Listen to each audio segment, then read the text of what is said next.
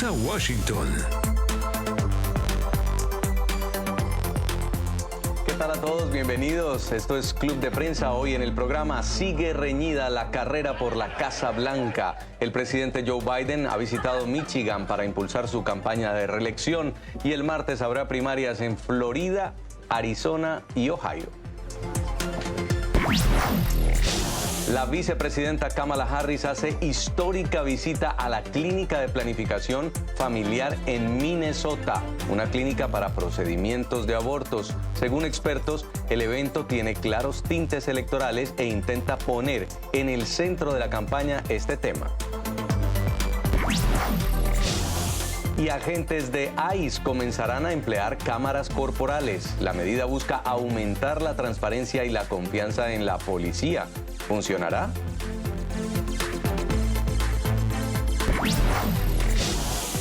Yo soy Jason Calderón y esto es una nueva edición de Club de Prensa Washington, un espacio donde analizamos los temas más relevantes de la actualidad internacional con los mejores periodistas, corresponsales y analistas desde Washington y el resto del mundo. Hoy me acompañan aquí en el estudio la columnista, abogada y analista política Tatiana Dangond. Tatiana, bienvenida. Gracias.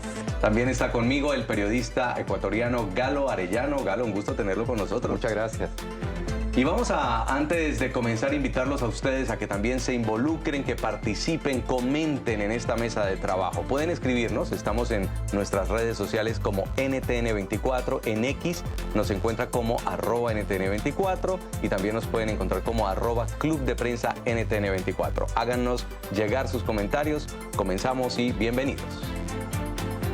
Tenemos el momento político más importante, una de las carreras por la Casa Blanca que se constituye no solo en la más larga, sino también en la más cara, porque ya los dos candidatos están definidos. Normalmente los candidatos presidenciales tienen que esperar hasta las nominaciones de sus partidos que se hacen hacia el verano, tanto la Convención Nacional Demócrata como la Convención Nacional Republicana, pero después del llamado supermartes y de la reciente renuncia o el retiro de sus contendores, sabemos que es un hecho. Joe Biden y Donald Trump van a ser los candidatos y se van a lo que ya están llamando los medios como una revancha. La más reciente encuesta dice que Biden está un punto, es muy marginal, un punto solamente por encima de Donald Trump. Si tenemos en cuenta un promedio de encuestas, Trump ha estado 1 o 2 puntos también por encima de Biden. Nada está cantado, pero siguen en campaña. Biden, por ejemplo, estuvo en Michigan ayer, se va Trump mañana para Arizona y Biden va a estar también en Arizona el próximo martes. Tatiana, el momento que vemos es diferente al de 2020. ¿Cómo ves tú esta carrera presidencial en la que además tenemos dos presidentes consecutivos enfrentándose?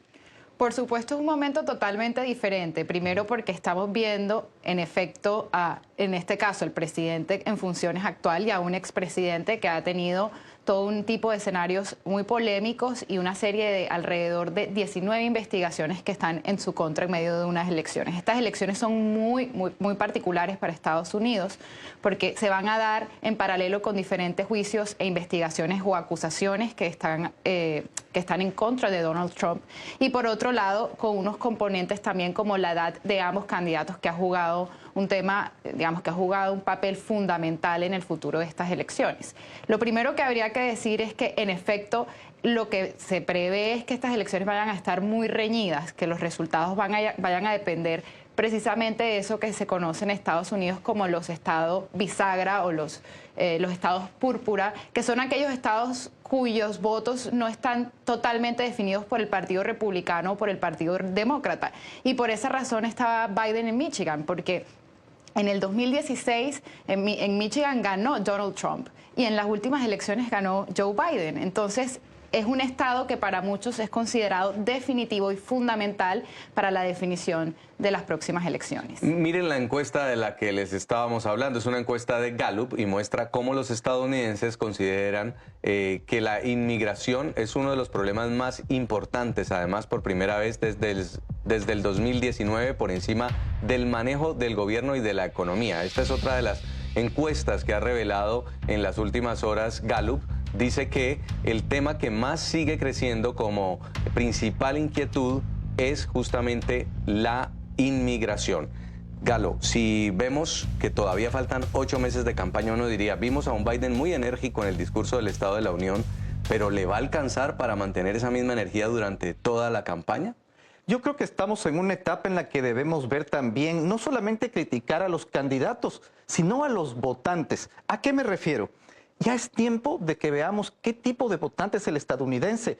¿Es un votante que va a dar una prioridad a la cuestión de la edad o es un votante que va a dar prioridad a la ética, a la moral? Tenemos dos candidatos que se diferencian totalmente. Uno que no tiene esa calidad moral para poder liderar este país y otra persona que, si bien es cierto, es un octogenario, es una persona que sí tiene una calidad moral y que la ha demostrado.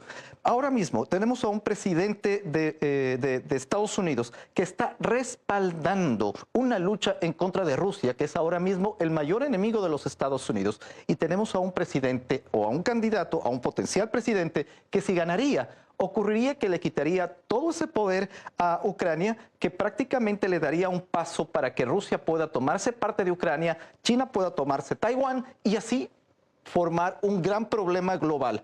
¿Eso es lo que quieren los votantes? Es decir, es tiempo de que analicemos no solamente a los candidatos, sino el tipo de voto.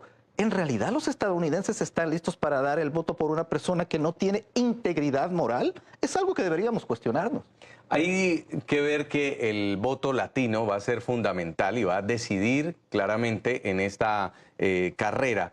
Los estados de Florida y Arizona bien han sido considerados bisagra, pero Tatiana, han tomado una tendencia más hacia el lado republicano, ya casi convirtiéndose en un bastión, por ejemplo, Florida, del voto republicano. ¿Cómo podría Joe Biden o Donald Trump seducir a ese electorado latino en este momento?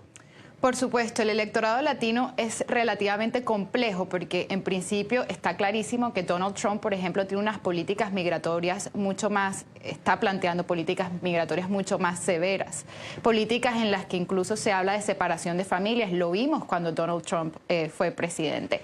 Y en esta línea, pues la política de Biden, pensando desde una perspectiva migratoria, que es una política donde se busca darle los papeles o documentar a las personas que están como migrantes en este momento, si la palabra correcta es irregulares, sin los papeles para trabajar dentro del país, pues una política de Biden que busque precisamente legalizar o darle un estatus regular a esos migrantes podría tal vez tener una mayor incidencia dentro del voto latino. Ahora, realmente lo que creo que son temas fundamentales en Estados Unidos, y Galo hablaba de varios asuntos que creo que son esenciales, como lo es la política exterior. Cuando se habla de la política exterior en este tipo de paneles, parece que es muy importante para el futuro de Estados Unidos y para el impacto que tiene Estados Unidos a nivel internacional. Sin embargo, a nivel interno, la realidad es diferente. La realidad es que son pocos o no son tantos los estadounidenses que se preocupan por cuál va a ser el futuro de instituciones o organizaciones internacionales como la OTAN, sino que hay preocupaciones más de la realidad y de la cotidianidad del estadounidense, como es el manejo de la economía.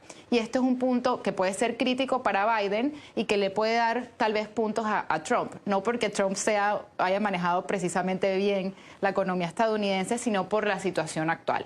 Y quiero cerrar con esto, y es, la economía en Estados Unidos en este momento logró recuperar todos los empleos que se habían perdido durante la pandemia bajo la administración de Biden. También es la economía, digamos, de los países desarrollados que tiene mejor desempeño en este momento. Sin embargo, cuando esto se ve en la realidad, todavía el precio de la gasolina, todavía el precio de la renta, todavía los precios de los digamos, que afectan más al consumidor regular todavía siguen bastante elevados. Esto es uno de los temas que más afecta al estadounidense y sin duda es un asunto que, al margen de lo que pasa en la política global, tiene una gran incidencia en las elecciones. Galo, ¿qué conecta con el votante latino? ¿Cómo explicar, por ejemplo, que en estados como Arizona, que son estados fronterizos, el discurso de Donald Trump, que es un discurso fuerte contra la inmigración ilegal, que los ha llamado incluso responsables de envenenar la sangre de este país, siga conectando, que la gente diga yo voto por Donald Trump en estos estados?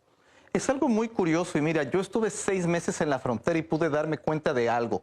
Ahora mismo, incluso personas que no califican para un asilo migratorio están pasando. Cuando yo visitaba los campamentos en Matamoros, en Reynosa, muchos migrantes me venían con las mismas evidencias, es decir, los mismos videos publicados que se encuentran en WhatsApp, en cualquier lugar, de cualquier violencia de pandillas, coincidían que me daban como una evidencia que iban a presentar ante los jueces de inmigración. Y lo que yo siempre hacía era, dame tu número telefónico y cuando logres pasar a los Estados Unidos, por favor, llámame, porque yo quisiera hacerte esa toma de la primera vez que tú pones un pie en Estados Unidos. Y resulta que pasaba. Es decir, estamos en un sistema de inmigración que les está permitiendo, incluso a las personas que no califican para un estatus de protección temporal o de asilo migratorio, que puedan ingresar a Estados Unidos, que aún así estén incluso pensando en votar por un partido que prácticamente cerraría la frontera. Es totalmente curioso. Y ahí hay que revisar, por supuesto, que si está preocupando a los estadounidenses el tema de la inmigración, no es justamente la inmigración legal, sino la inmigración irregular, que ya la están viendo como una amenaza. Hemos revisado algunos casos, por supuesto, que han sido parte del discurso republicano en el que hay migrantes irregulares que han cometido delitos y eso termina convirtiéndose en gasolina para el debate nacional. Pero vamos a ver el segundo tema que también se apodera de la campaña y es el tema del aborto. Ayer vimos cómo la vicepresidenta de los Estados Unidos, Kamala Harris, por primera vez en la historia que un presidente o vicepresidente de Estados Unidos visita directamente una clínica para abortos. Está ella desde allí realizando una actividad política y dice: el derecho de la mujer a tomar sus propias decisiones es fundamental, y llamó inmorales a unos que estaban afuera protestando, diciendo que el derecho a la vida es un derecho humano, que justamente defienden la moral. Ese otro tema, el tema del aborto, ¿influirá en la decisión presidencial, Tatiana?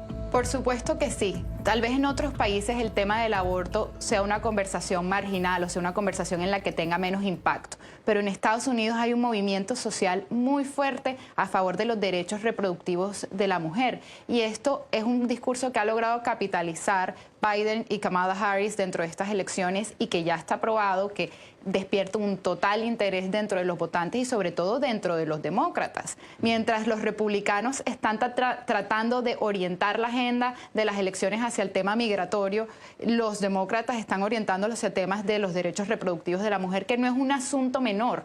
No es un asunto menor porque cuando se revierte la decisión de Roe versus Wade, que eso genera un impacto tremendo dentro de Estados Unidos, los movimientos sociales, los movimientos feministas, muchos movimientos a favor de los derechos reproductivos de la mujer empiezan a decir: no podemos seguir dando esta pelea en la Corte Suprema, tenemos que darla dentro de los escenarios políticos y dentro de los escenarios electorales. Entonces, están ganándose un espacio muy grande dentro de grupos sociales, dentro de movimientos sociales, donde ya lo que quieren es, o lo que se quiere es no solamente ganar una disputa, si se quiere, legal dentro de la Corte Suprema, sino que el aborto legal se garantice en Estados Unidos a nivel federal sin tener que tener esas restricciones que se disponen en los diferentes estados. Vamos a ver algunos datos sobre el tema del aborto que nos llegan a esta hora. Es un gráfico que hemos preparado sobre cómo 1 de cada 8 votantes considera el aborto como el asunto más importante en las elecciones de 2024. Fíjense, todos los votantes dijeron el 12%, que era el más importante, las mujeres afroamericanas el 18%, las mujeres demócratas el 22%, las mujeres en estados con restricciones el 19%, las mujeres entre 18 y 49 años el 17%. Galo, este tema sí que es polarizante porque los más conservadores que se dicen pro vida no van a votar por Biden si ven en una férrea defensa del aborto montada la campaña de reelección. Ahora, estamos en los Estados Unidos. El hecho de que Estados Unidos es el mejor país del mundo y el más libre no es una quimera. Y es precisamente por esto. No es posible que a la mujer se le pueda poner este tipo de restricciones.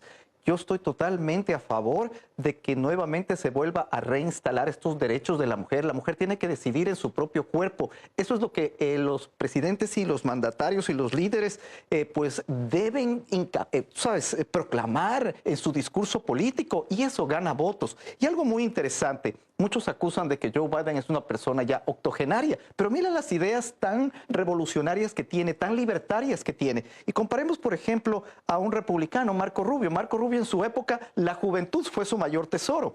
Y prácticamente Marco Rubio ahora mismo es adulador de las políticas de Trump y también de estas políticas que no tienen coherencia ni ética, ni moral. Es así de sencillo.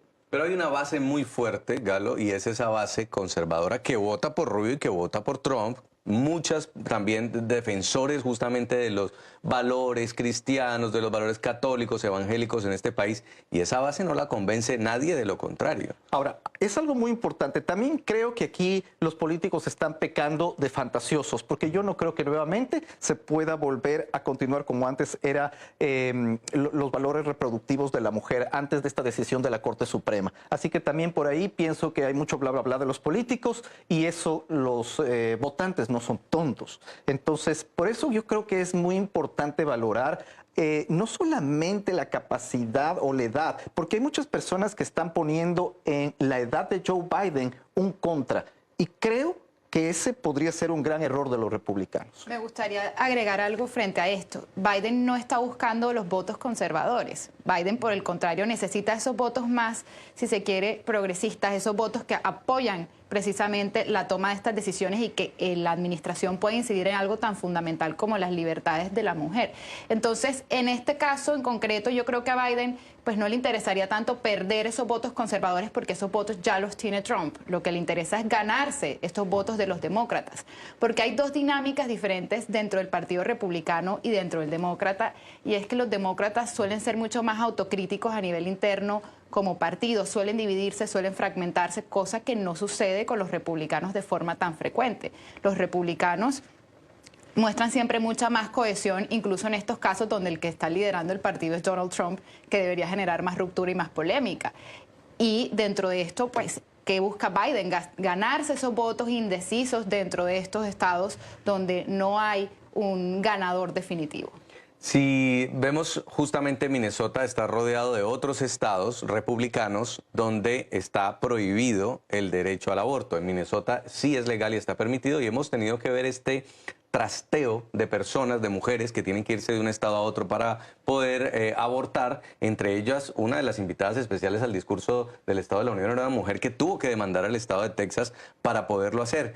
¿No es mejor, Tatiana, que cada estado decida lo propio y que cada persona se vaya a vivir donde considere que están sus valores representados, o se equivocó la Corte Suprema al tomar esa decisión? Indudablemente la Corte Suprema se equivocó al tomar esa decisión, porque este no es un asunto político, esto es un asunto que es inherente a los derechos de la mujer, a los derechos reproductivos. No es un tema superficial desde la perspectiva de abortar no solamente como una decisión de vida, sino que es un tema que pone en riesgo la vida de la mujer, la salud reproductiva de la mujer, y esta es una discusión que debe entenderse desde esa perspectiva.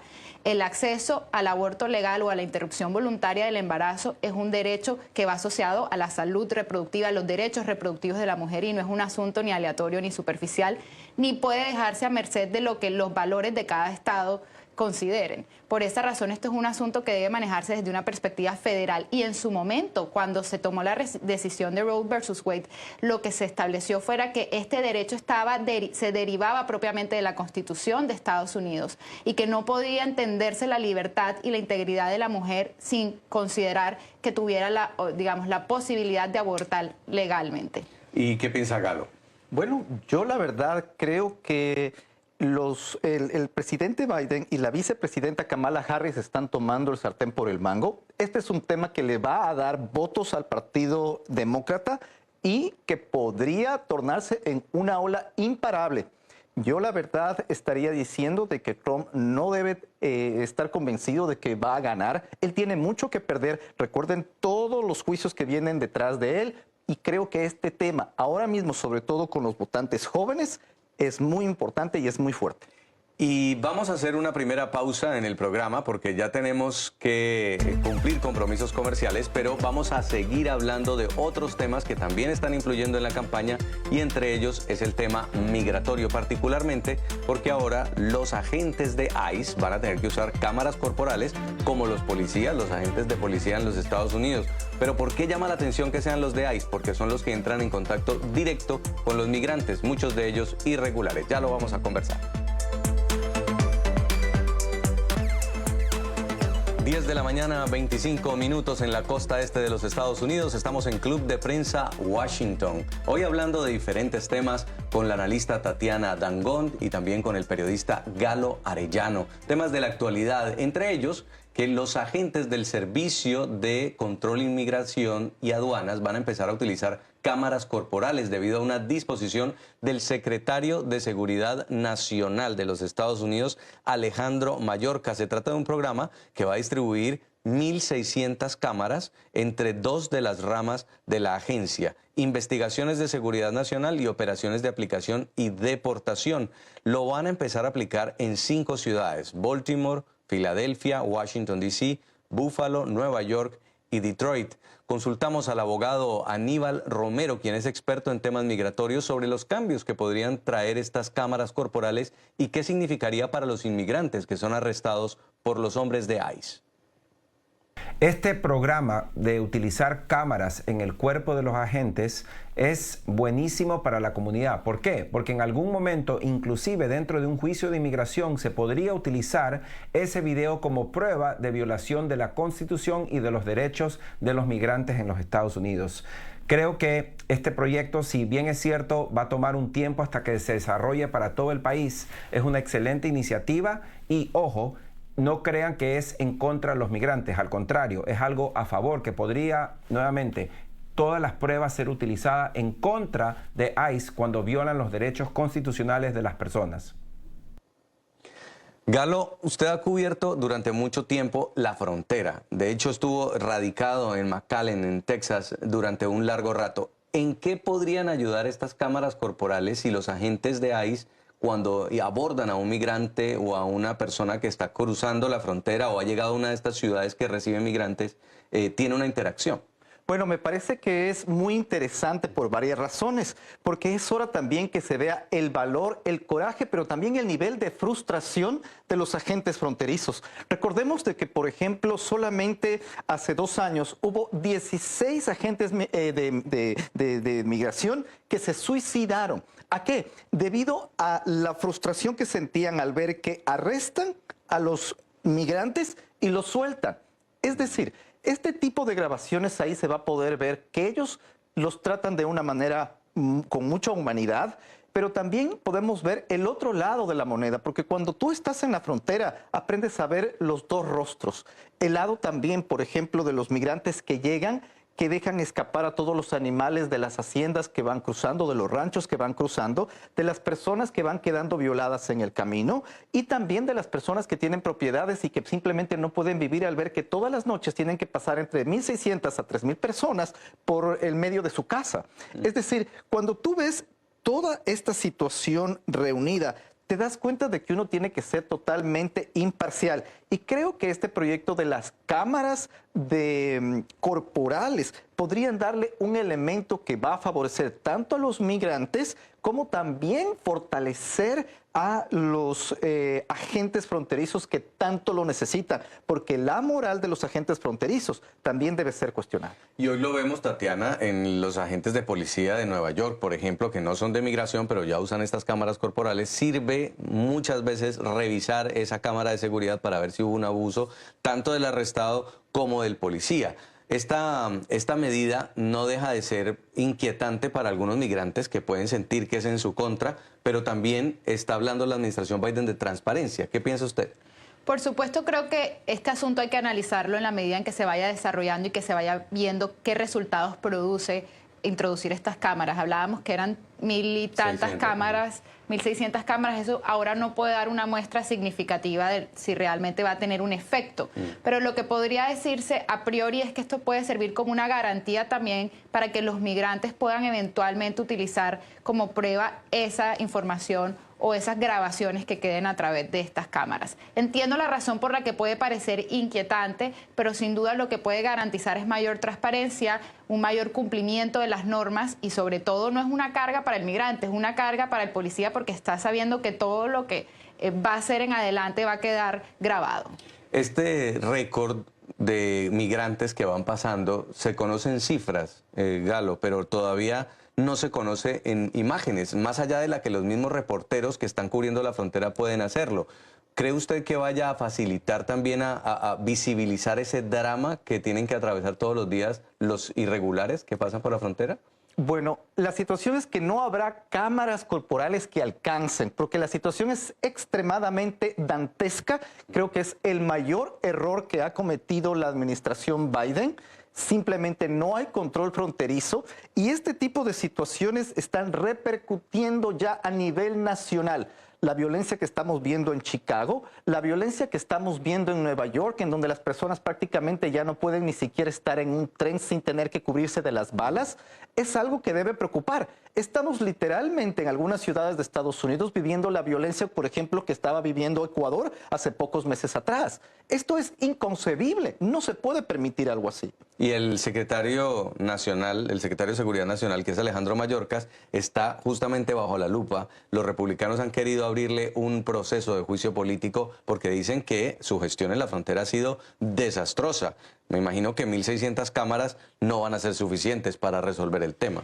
Bueno, a ver, desde la perspectiva del control fronterizo hay que decir dos cosas, y lo reiteró Biden también en su discurso del Estado de la Unión. Lo primero es, se ha tratado de impulsar un proyecto bipartidista para controlar o aumentar el control sobre la frontera, pero ¿quién no lo aprobó? El Partido Republicano fue quien no aprobó ese proyecto. La razón por la que no lo aprobó es porque se sabe a nivel interno del Partido Republicano que Trump se opuso rotundamente a la aprobación de este proyecto que buscaba precisamente fortalecer las fronteras de Estados Unidos. ¿Y por qué se opuso? Por un asunto meramente político, y es que en la medida en que esto siga siendo un problema para Estados Unidos, él va a tener un potencial discurso para seguir hablando sobre todas sus políticas migratorias que son mucho más restrictivas. Y quiero agregar a esto algo adicional. El problema no es solamente de una política migratoria, de una política fronteriza. La gran parte de la situación que se presenta es que hay unas células criminales que permiten que esto pase a través de la frontera, que no es un asunto solamente de personas que quieren migrar a Estados Unidos, sino también que esto se ha convertido, o siempre ha sido un negocio de estas células criminales, y que en la medida en que esto aumente en América Latina va a haber un impacto directo en Estados Unidos.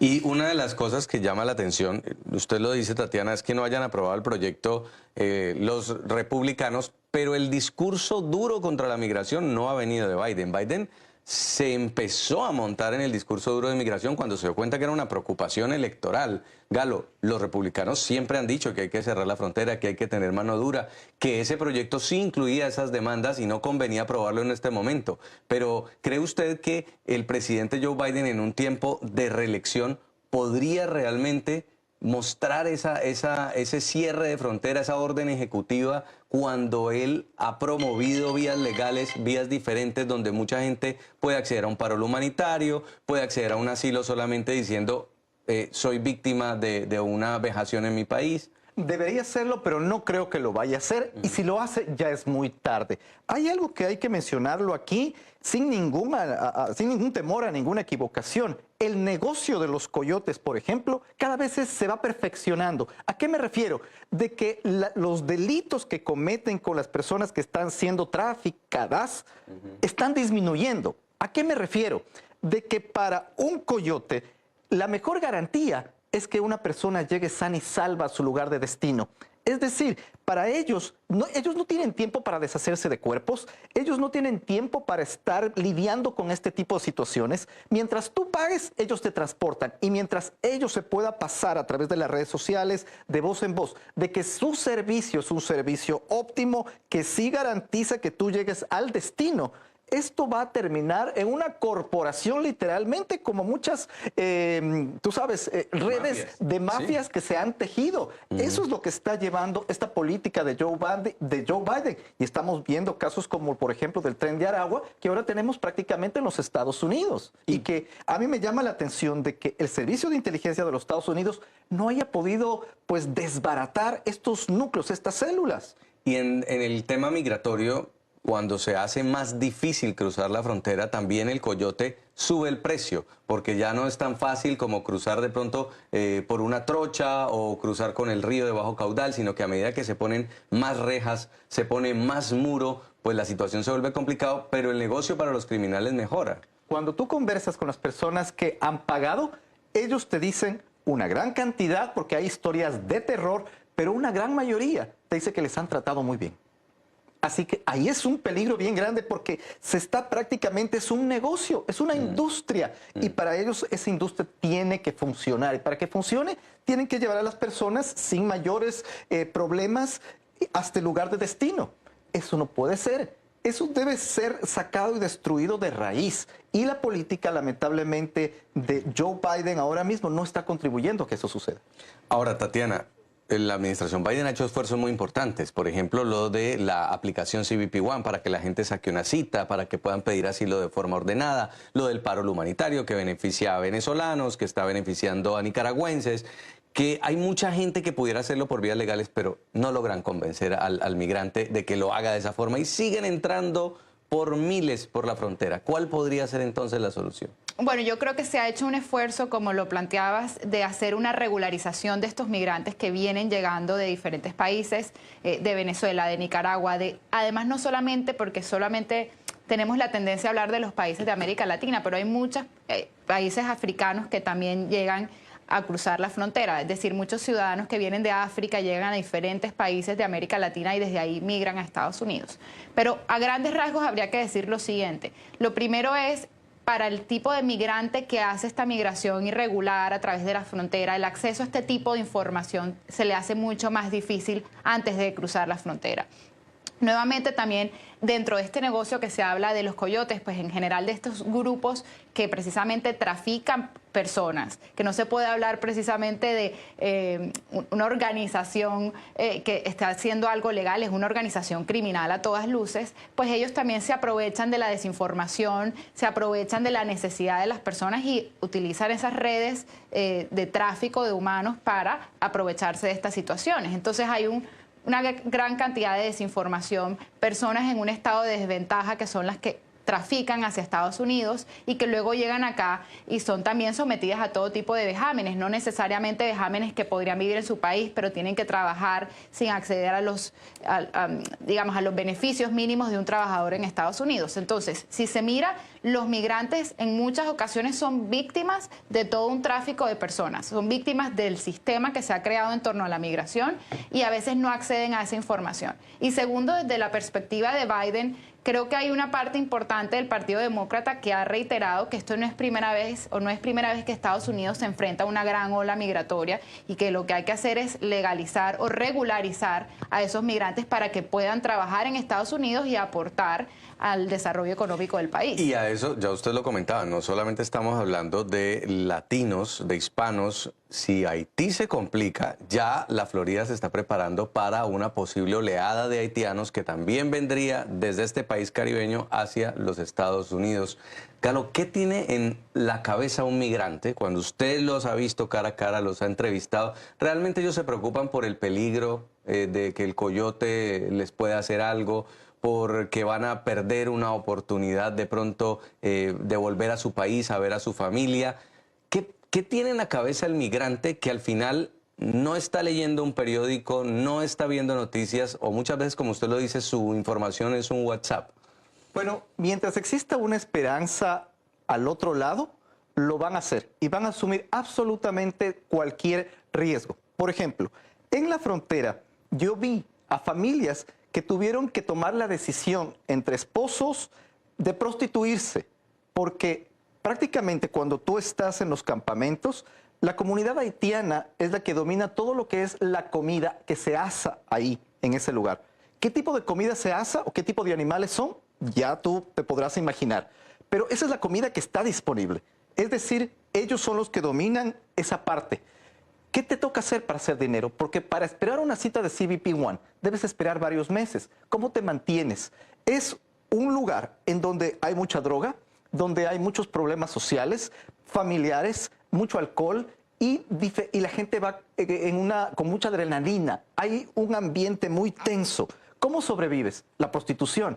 Entonces están dispuestos a acceder esposos para prostituirse con tal de sobrevivir. Y es lo que tiene que ver con Haití. no me queda la menor duda de que muchas personas traten de salir en embarcaciones rudimentarias para poder avanzar estas 700 millas y poder llegar, por ejemplo, a los Cayos de la Florida. Eso está por venirse en las próximas semanas. Y lo que significa volver significaría peor aún que lo que pueda significar el riesgo del camino. Entonces, por eso muchos migrantes finalmente deciden irse porque ya no tienen nada que perder. Vamos a una nueva pausa, 10:40 de la mañana en Washington, D.C.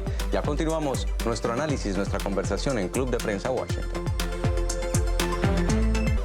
Seguimos en Club de Prensa revisando los titulares de este viernes, ya terminando la semana con muchas noticias, y otra que ha llamado la atención ha sido esta. Vamos a leer titulares de la prensa. En España cayó un jerarca de la banda criminal venezolana Tren de Aragua, buscado por terrorismo y tráfico de personas. Cae por primera vez en España un miembro del Tren de Aragua, una megabanda venezolana que tiene asolado a Sudamérica. Recordemos que esta banda nace en las cárceles de Venezuela y ya se ha expandido, tiene tentáculos en Colombia, en Ecuador, en Perú, y también recientemente en Miami ha sido arrestado un sospechoso en relación con el asesinato de un hombre que ocurrió en Doral en noviembre del 2023 y ahora está ligado al llamado Tren de Aragua. También en Georgia, recuerden ustedes en este caso que ha tomado relevancia, el asesinato de una mujer estudiante a manos de un inmigrante venezolano cuyo hermano también fue detenido y está relacionado con el Tren de Aragua. Y en Bogotá, la noticia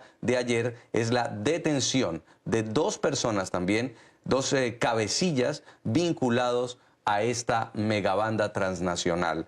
Galo, un momento en el que la inseguridad sigue creciendo, en el que la inseguridad sigue aumentando, pero ya vemos que no se trata solo de delincuencia común, sino que es delincuencia organizada y parece ser muy bien organizada para cometer asesinatos, robos, secuestros. ¿Qué podría hacer Estados Unidos para detener esa filtración del Tren de Aragua? Yo creo que declarar a este grupo terrorista sería un gran momento y sería algo que tiene que ser inmediato. Yo no sé qué es lo que está esperando el Congreso de los Estados Unidos. Hemos visto imágenes, por ejemplo, de la violencia, cómo se ha esparcido a varias ciudades, sobre todo Chicago, Nueva York, Miami. Es realmente intolerable. Los ciudadanos no pueden permitirse que en el país más desarrollado del mundo uno tenga que estar ocultándose en el metro para que no le llegue una bala, que no es fruto de tiroteos, que es de la violencia de las pandillas. Esto es realmente grave. Y este es otro titular, lo tiene Telemundo. Varios congresistas republicanos le han enviado una carta al presidente de los Estados Unidos y le piden que designe al Tren de Aragua como una organización criminal transnacional. Esta organización, el Tren de Aragua, empieza a ser ya preocupación del alto gobierno de los Estados Unidos, Tatiana. Claro que sí. Bueno, lo primero es que si se mira la historia y cómo ha crecido el Tren de Aragua, ahora tiene una gran presencia territorial y una presencia, ya si se quiere, transnacional en diferentes países. Galo hablaba de denominarlo un grupo terrorista. No se puede todavía denominar un grupo terrorista porque no es su naturaleza propiamente, sino es un crimen, digamos, es un grupo criminal transnacional y que lo que permite tener esta connotación o las ventajas que ello conllevaría para controlar su operación es los diferentes instrumentos que a nivel internacional se crean para contrarrestar, para intercambiar información, para fiscalizar y para investigar a este tipo de organizaciones. En el caso del Tren de Aragua, como otras pandillas o como otras organizaciones transnacionales que tienen diferentes propósitos, narcotráfico, tráfico de personas, tráfico de migrantes, extorsión, en este caso, por ejemplo, incluso robo dentro de las ciudades, pues tienen diferentes actividades delincuenciales que se crean como células en los diferentes países y en ciudades donde hay también, digamos, mayor incidencia de estos grupos. Precisamente aquí detrás de cámaras yo hablaba con Galo que en Estados Unidos no es primera vez que se muestra la presencia, por ejemplo, de este tipo de pandillas. Las pandillas que se conocen como las pandillas de El Salvador son pandillas que se originaron también en California y que luego fueron masivamente deportadas a El Salvador y que allá siguieron creciendo. Pero dicho esto, es una realidad problemática para Estados Unidos, una realidad problemática para América Latina que requiere una mayor cooperación en términos de justicia, de investigación y un fortalecimiento para que estas pandillas, independientemente del país en el que estén, pues puedan ser combatidas de forma unificada, si se quiere, por los países. El Departamento de Seguridad Nacional de Estados Unidos estaba haciendo operativos en Chicago justamente contra miembros del Tren de Aragua y destacaron que hay unas características que identifican a los miembros de esta banda.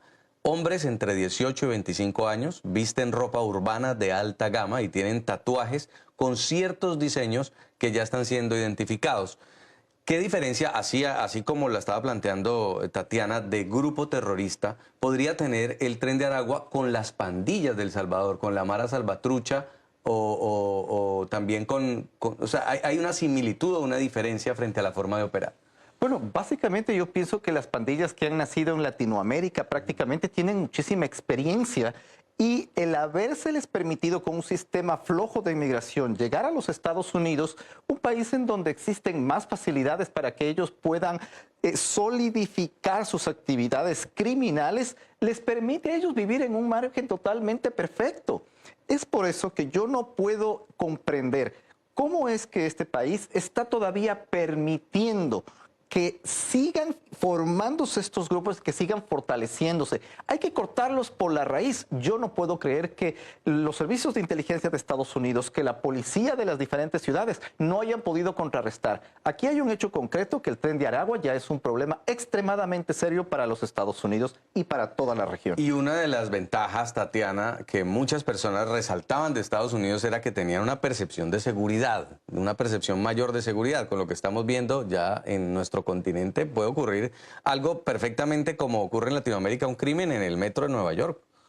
Por supuesto, yo creo que hay una falsa percepción de seguridad en Estados Unidos. Por supuesto, es un país mucho más seguro que los países de América Latina, de los países de los que nosotros somos, porque no hay violencia estructural, no hay, digamos, nada más acá en Washington, D.C., no puedes salir a caminar sin que te quiten el celular, algo que precisamente estábamos hablando. Pero también hay unas ciertas cosas que no se habla de Estados Unidos y es que también hay inseguridad, que hay lugares, hay barrios inseguros, que no todas las ciudades tienen ese nivel de seguridad que a veces se ve desde afuera o que se cree desde afuera. Y hablemos de un punto que poco se comenta, pero en Estados Unidos hay un tema de los tiroteos masivos que también representa un riesgo para la seguridad, porque es el país donde hay una política mucho más permisiva para el acceso a armas por parte de personas individuales.